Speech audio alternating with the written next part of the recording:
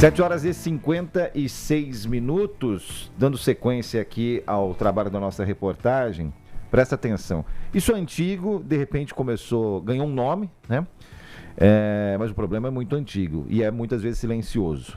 O bullying, né? Problema nas escolas, enfim, nos clubes, nas atividades esportivas também acontece bastante. Dados mostram que 4 em cada 10 adolescentes já sofreram bullying e muitos nem conseguem explicar o motivo dessas agressões. Nessa semana foi celebrado o Dia de Combate ao Bullying. Em entrevista à TMC, o professor especialista em gestão escolar Eric Horner explicou como identificar os sinais e o que pode ser feito na prática.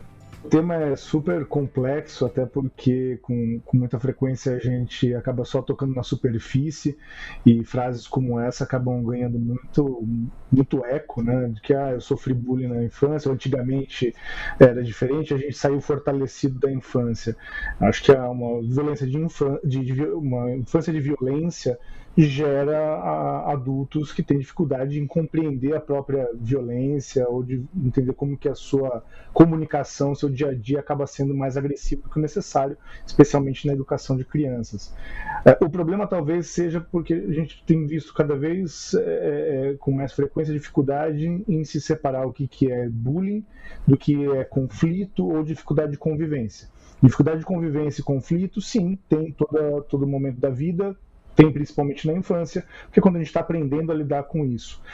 O bullying tem um caráter específico, né? Ele tem uma intencionalidade, ele tem uma frequência, uma cadência regular, né? Tem uma autoria, tem uma plateia que reforça, e aí você tem com isso também consequências desagradáveis para a autoestima, para a saúde mental de quem sofre e mesmo para os autores. O bullying não é saudável para nenhum dos participantes, nem para a plateia, nem para a vítima e nem para o autor, né? Então o problema é realmente sério, mas ele é também muito mais complexo do que simplesmente falar, olha, o pessoal não está olhou torto para a criança, ou não quer conviver, não quis jogar bola no intervalo, disputou a atenção do professor na sala. Não é isso. Isso é dificuldade de convivência que é normal na vida escolar.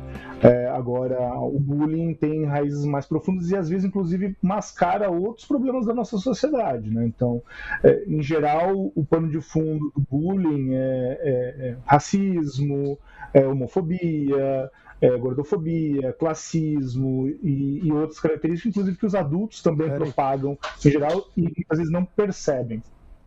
A questão que é importante a gente ter em mente é que há uma dimensão individual do bullying, ou seja, da formação daquele sujeito que agride e que manifesta pela agressividade o relacionamento humano, mas também há um contexto ambiental, né, como que a convivência coletiva, a escola participam desse solo fértil para o bullying.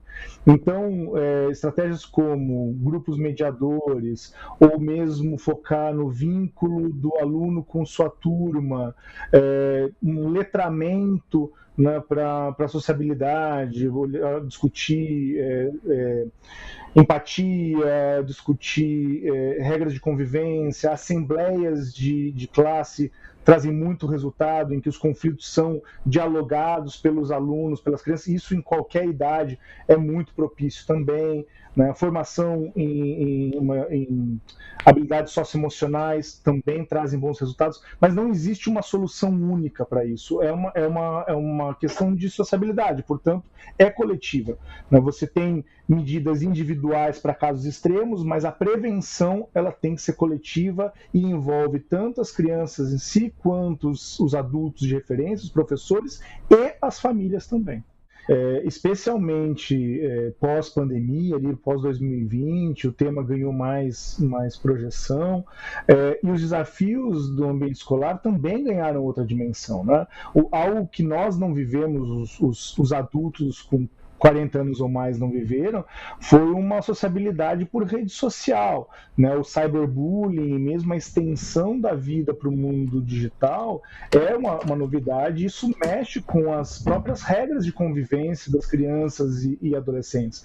Então, o professor, o orientador educacional, coordenação pedagógica precisam, de fato, de formação constante, de desenvolvimento de estratégias, de atualização e mesmo de um reforço até no olhar da conexão com essas crianças e jovens, para que, através do vínculo, seja possível mediar melhor e colaborar para esse desenvolvimento socioemocional das crianças, né? Eu acho que, primeiro, um alerta, né? O coração do pai e da mãe, né, vão olhar para o conflito e para a tristeza do filho como bullying. É um alerta. Como o bullying é algo de uma outra dimensão, que pode estar até conectado com razões de sentimento, desejo de suicídio, outras coisas mais graves, né?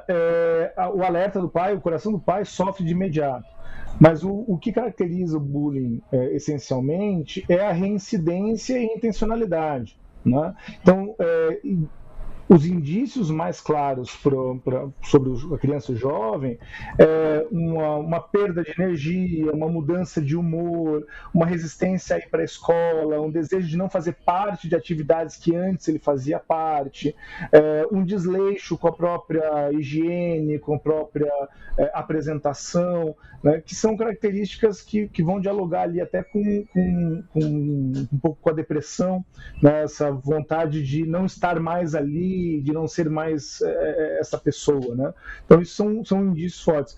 E o primeiro movimento, o melhor movimento possível, é buscar o diálogo com a escola, expressar essa preocupação, partilhar essas impressões. Olha, em casa notamos isso, será que a escola também notou? Ou a escola ainda não notou, mas esses elementos fazem com que a escola possa, então, prestar mais atenção ao aluno, né? Não há interesse da escola, de uma boa escola, não há interesse em negar o bullying, mas é importante chamar as coisas com o nome que tem, para que a gente possa atuar de forma consistente e coerente com a necessidade do menino, da menina que estão passando por isso.